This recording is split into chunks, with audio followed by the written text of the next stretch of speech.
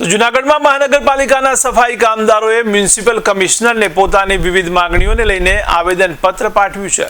તો જૂનાગઢમાં સફાઈ કામદારો દ્વારા મહાનગરપાલિકાના કમિશનરને સફાઈ કામદારોના વિવિધ પ્રકારના પ્રશ્નો લઈને એક આવેદનપત્ર આપવામાં આવ્યું।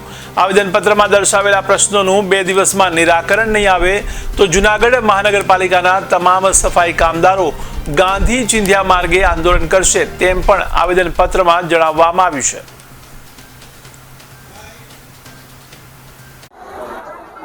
મારું નામ વિજય માળા છે। સફાઈ કામદારોના પ્રમુખ તરીકે સેવા આપું છું।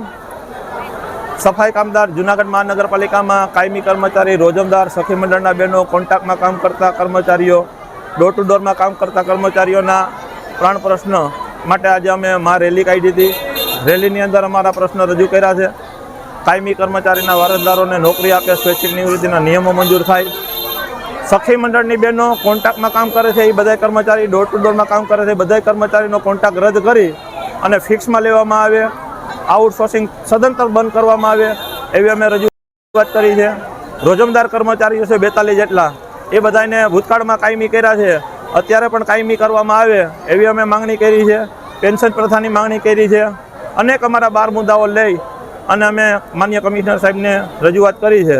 કમિશનર સાહેબ તરફથી અમને આશ્વાસન આપવામાં આવ્યું છે કે 1-2 દિવસની અંદર ફરીથી આગેવાનોની સાથે મિટિંગ લઈ અને યોગ્ય નિર્ણય કરવામાં આવશે।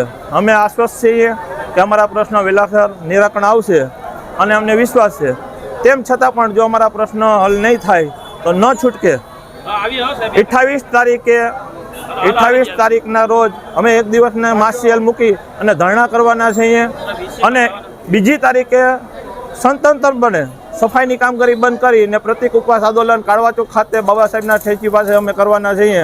અમારો પ્રશ્ન જ્યાં સુધી હલ નહીં થાય ત્યાં સુધી અમારું આંદોલન ચાલુ રહેશે। બીજી તારીખે અમે સંપૂર્ણ હડતાલનો કાર્યક્રમ કરવાના છીએ।